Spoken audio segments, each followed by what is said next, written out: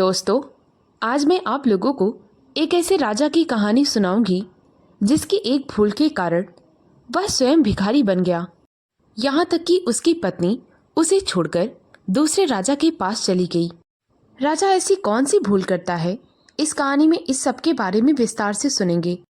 अगर आप मेरे चैनल पर नए हैं तो प्लीज़ मेरे चैनल को सब्सक्राइब करें, वीडियो को लाइक और शेयर करें। तो आइए कहानी को सुनते हैं। विजयगढ़ एक बेहद समृद्ध, शक्तिशाली और विशाल राज्य था। वहां पर राजा अधिराज का शासन था। राजा अधिराज नेक दिल, बुद्धिमान और बेहद पराक्रमी राजा थे। राजा की एक रानी थी जिनका नाम रूपवती था। रानी रूपवती न केवल सुंदरता में अनुपम थी, बल्कि अपनी बुद्धिमत्ता और राजधर्म के प्रति भी समर्पित थी। रानी अपने प्रजा से बहुत प्रेम करती थी। वह अपनी प्रजा का सुख दुख जानने के लिए समय समय पर अपनी प्रजा में भ्रमण करती थी। रानी रूपवती बहुत दयालु थी। सुख दुख में वे अपनी प्रजा के साथ हमेशा खड़ी रहती थी। रानी नीतिगत निर्णय और राज्य चलाने में भी सक्षम थी। रानी की निगरानी में विजयगढ़ फल फूल रहा था। वहां की प्रजा भी अपने राजा रानी से बहुत प्रेम करती थी। एक दिन की बात है, राजा के दरबार में दूर देश से एक व्यापारी आया था। वह विजयगढ़ में व्यापार करने के लिए राजा की अनुमति लेने आया था। व्यापारी के साथ उसकी बेटी भी थी जिसका नाम मोहिनी था। अपने नाम के अनुरूप व्यापारी की बेटी सबका मन मोह लेने वाली थी। वह देखने में बहुत सुंदर थी। उसकी सुंदरता की कोई सीमा नहीं थी। सुंदरता की धनी होने के साथ ही वह बेहद महत्वाकांक्षी और एक चालाक लड़की थी। जैसे ही राजा की नजर मोहिनी पर पड़ी, वह उससे प्रेम करने लगा और उसने तुरंत ही व्यापारी के सामने उसकी बेटी मोहिनी से विवाह का प्रस्ताव रखा। विवाह का प्रस्ताव सुनकर व्यापारी बहुत प्रसन्न हुआ। उसने तुरंत ही विवाह के लिए हाँ कर दिया। वह कहने लगा, महाराज, मेरी बेटी का विवाह आपके साथ होगा, यह तो बहुत ही सौभाग्य की बात है। परंतु मोहिनी ने राजा से कहा, विवाह तो मैं करूंगी, परंतु मेरी एक शर्त है। राजा मोहिनी से विवाह करने के लिए इतना आतुर था कि वह मोहिनी से कहने लगा, तुम्हारी क्या शर्त है? मुझे मंजूर है, तुम अपनी शर्त बताओ। इस पर मोहिनी ने कहा, विवाह के बाद महल में मेरे सिवा और कोई भी रानी नहीं रहेगी। महल में तो क्या, आपके जीवन में भी मेरे सिवा कोई स्त्री या फिर कोई लड़की नहीं रहेगी। मोहिनी की शर्त मानने को राजा झट से तैयार हो गया। उसने अपनी पहली पत्नी रूपवती को महल से और अपने जीवन से बाहर निकाल दिया। यह सब सुनकर दरबारियों के माथे पर चिंता की लकीरें दौड़ गई, परंतु वे राजा से कुछ कह ना पाए। वे सब यही सोच रहे थे कि महारानी रूपवती के बिना ना जाने इस राज्य का क्या होगा। शाही वैभव के साथ राजा और मोहिनी का विवाह हो गया। वह अब रानी बन गई। शीघ्र ही उसके महत्वाकांक्षी स्वभाव का असर राज्य पर दिखाई देने लगा। राजा अपनी दूसरी रानी की विलासिता संबंधी असीम इच्छाओं को पूरा करने के लिए राज खजाने के दरवाजे खोल दिए। रानी ने कई महलों और उद्यानों का निर्माण करवाया। महल को सोने, चांदी और बेशकीमती पत्थरों से सजाया गया। उद्यानों में विदेशी फूल लगाए गए और उनकी देखरेख के लिए दूसरे राज्यों से माली बुलवाए गए। हर दिन रानी के लिए नए वस्त्र और नए आभूषण लाए जाते। लगभग हर महीने महल में विशाल उत्सवों का आयोजन किया जाता। दूर दूर से नाचने वाली, गायक और अन्य कलाकार बुलवाए जाते। राजा भी दिन ब दिन रानी के साथ भोग विलास में लगा रहता। दिन ब दिन रानी के खर्चे बढ़ते ही जा रहे थे। रानी का खर्चा इतना हो रहा था कि राज्य की संपत्ति दिन ब दिन घटती जा रही थी। परिणाम यह निकला कि सैनिकों को समय पर वेतन नहीं दिए जाते। नगर की सड़कें खराब हो गई और किसानों पर करों का बोझ बढ़ा दिया गया। पूरी प्रजा में असंतोष पनपने लगी। एक दिन राजा का एक मंत्री राजा के पास आया और कहने लगा, महाराज, दुश्मन राज के राजा की शक्तियां दिन ब दिन बढ़ती जा रही हैं। वे हमारी सीमा पर गतिविधियां बढ़ा रहे हैं। हमें अपने राज्य को सुरक्षित करने के लिए सीमाओं पर घेराबंदी करनी होगी। हमें अपने सैनिकों की संख्या बढ़ानी होगी और कठोर प्रशिक्षण देना होगा।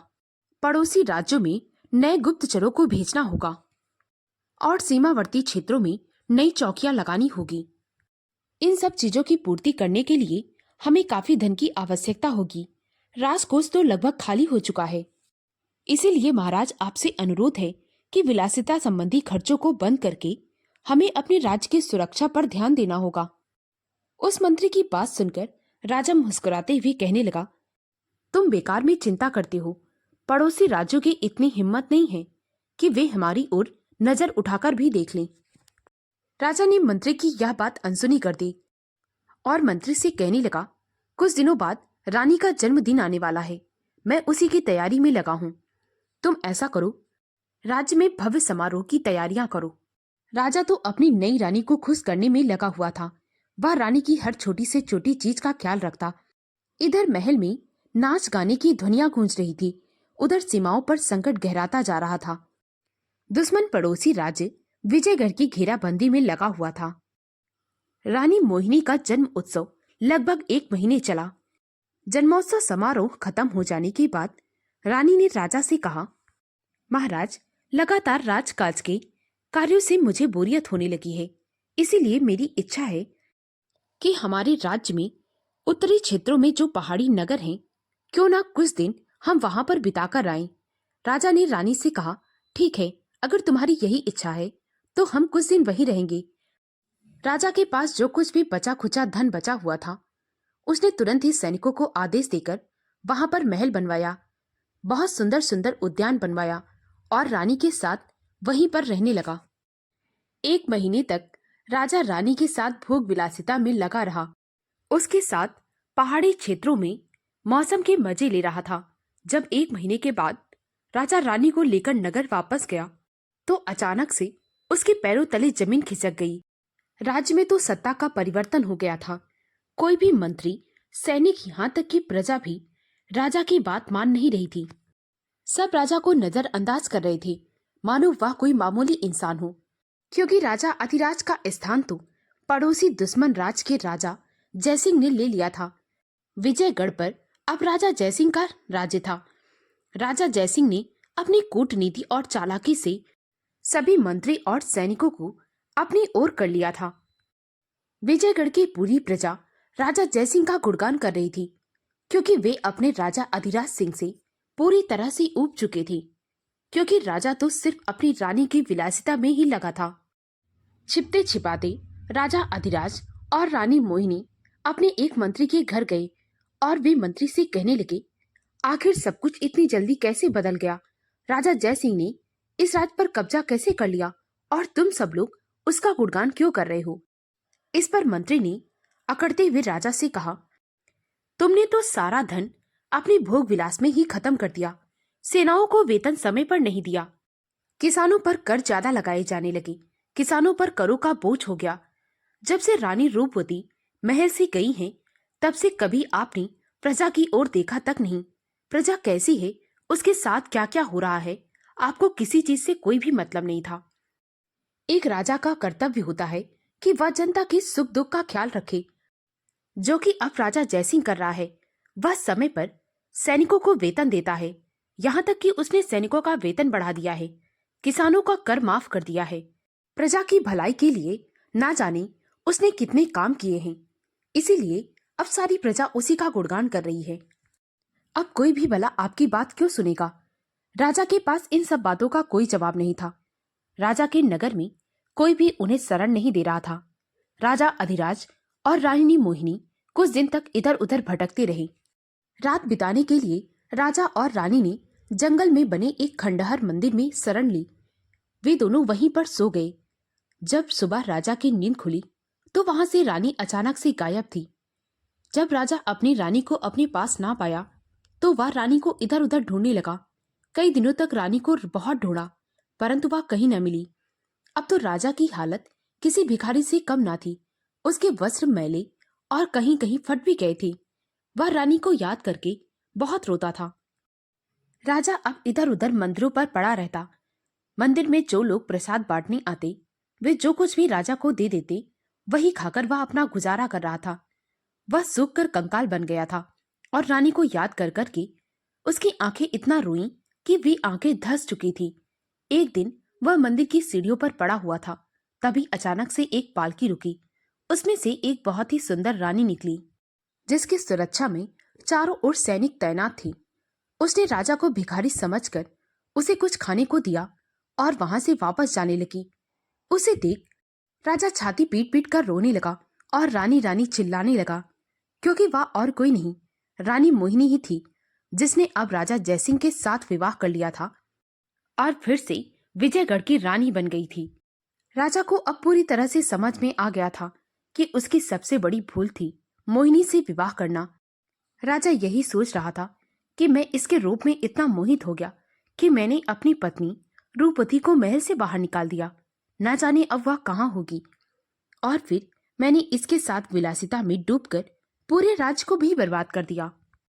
राजा अपनी भूल के कारण इधर उधर चिल्लाता हुआ भटक रहा था। वह जंगल की ओर जा रहा था। तभी अचानक से वह बेहोश होकर एक पेड़ के पास गिर गया। उसी पेड़ के पास एक कुटिया बनी थी। कुटिया से एक औरत निकली।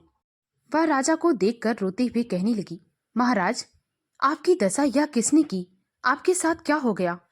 वह औरत और कोई नहीं बल्कि राजा की पहली पत्नी रूपवती थी। वह राजा को कुटिया के अंदर लेकर गई। राजा ने हाथ जोड़कर रानी रूपवती से माफी मांगी और सारा हाल उसे कह सुनाया। वह कहने लगा, मेरे साथ और कुछ भी नहीं, यह तो मेरे बुरे कर्मों की सजा है, यह तो मुझे भोगना ही पड़ेगा। रानी रूपवती राजा को एक साधु के पास लेकर गई। साधु की कुटिया पर राजा का उपचार किया गया। राजा साधु से कहने लगा, मुझे अब जीना नहीं है। मैंने अपने हाथ ही सब कुछ बर्बाद कर दिया है। मैंने अपने राज को बर्बाद कर दिया। मैंने बहुत बड़ी गलती की है। इस पर साधु ने राजा को समझाते हुए कहा, तुम्हें अपनी गलती को सुधारना चाहिए। तुम एक राजा हो, तुम्हें अपने राज्य को फिर से वापस पाना चाहिए। रानी रूपवती और राजा ने अपने राज्य को फिर पाने के लिए फिर से एक नई शुरुआत की। वे अपनी प्रजा के बीच एक किसान की तरह रहने लगे। वे अपनी प्रजा का विश्वास जीतने लगी। धीरे धीरे राजा और रानी रूपवती अपने विश्वास पात्र मंत्री और सैनिकों से मिले और उनसे साथ देने का अनुरोध किया। राजा के मंत्री और सैनिक राजा का साथ देने के लिए तैयार हो गए। अब हर रात कुटिया में युद्ध की नीतियां बनने लगी। प्रजा रानी रूपवती को इतना प्रेम करती थी कि धीरे धीरे वे सब रानी रूपवती के पक्ष में आ गए। राज्य की सीमा पर गुप्त रूप से राजा अधिराज और रानी रूपवती के सैनिक तैनात कर दिए गए। सही समय आने पर राजा अधिराज के सैनिकों ने पूरे राज्य पर आक्रमण कर दिया। अंत में राजा जयसिंह हार गया। उसे बंदी बनाकर कारागार में डाल दिया गया। रानी मोहिनी को भी बंदी बनाकर कारागार में डाल दिया गया। अब राजा अधिराज और रानी रूपवती पहले की तरह अपने राज्य की देखभाल करने लगे और खुशी खुशी राज्य करने लगे। उनकी देखरेख में एक बार फिर से फूलने फलने लगा। दोस्तों, अगर आपको यह कहानी अच्छी लगी हो तो प्लीज मेरे वीडियो को लाइक और शेयर करें। मुझे ज्यादा से ज्यादा सपोर्ट करें ताकि मैं आप लोगों के लिए और भी अच्छी अच्छी कहानियां ला सकूं। कहानी को पूरा सुनने के लिए बहुत बहुत धन्यवाद।